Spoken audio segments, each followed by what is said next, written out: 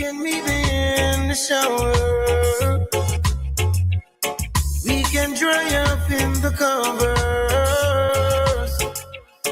and take advantage of each other before I leave. Yeah. I don't need no cup of coffee on this road. You motivate my body. Just slip into something honey. Oh, yeah. Hey, hey.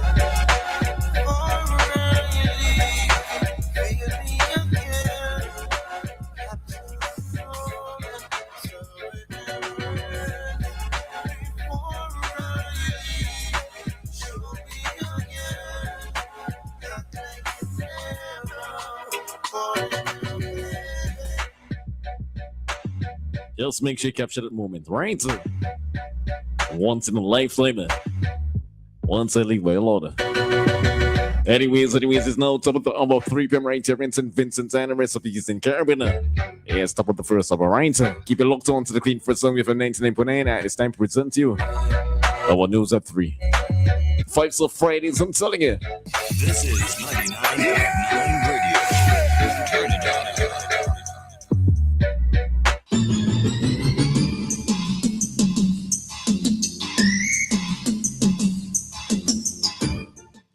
Good afternoon and welcome to WeFM's 3 p.m. news. I am your presenter, Rajiv Providence. First, on the local scene, the National Telecommunications Regulatory Commission, the NTRC, has opened applications for its 12th annual My App Summer Program, aimed at helping secondary school students develop skills in coding, mobile app development, and robotics.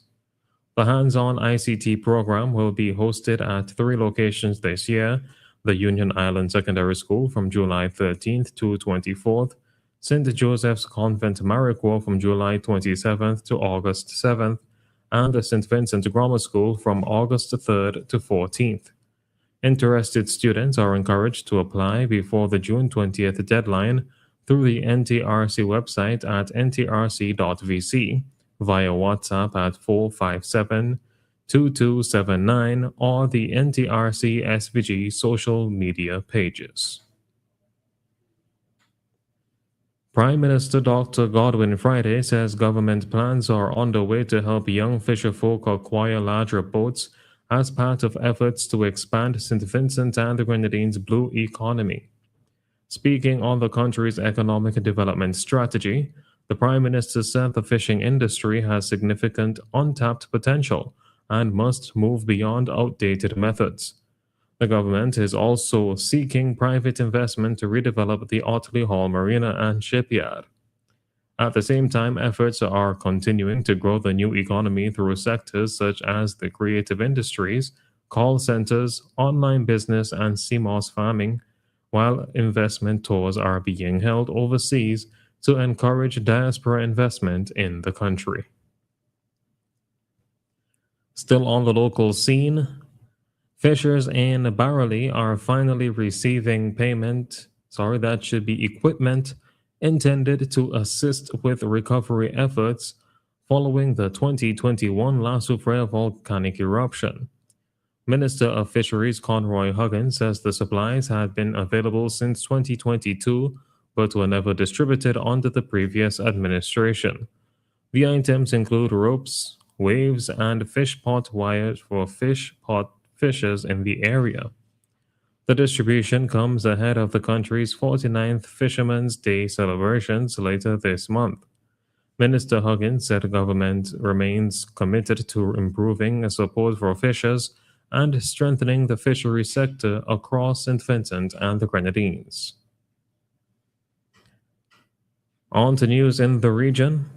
The Financial Services Commission in Barbados is urging former members of the Progressive Cooperative Credit Union to come forward and claim outstanding payouts following the institution's liquidation. The FSC says 112 of the 261 affected members have already contacted the Commission, with more than 8,000 Barbados dollars in claims currently being processed through the central bank. The regulator says some former members and representatives of deceased members have not yet completed the process, partly due to concerns over legal costs. Officials are encouraging anyone still eligible to contact the Commission as soon as possible to avoid delays in receiving their entitlements. Guyana's President Irfan Ali says countries protecting forests and biodiversity should be properly compensated for the environmental services they provide to the world.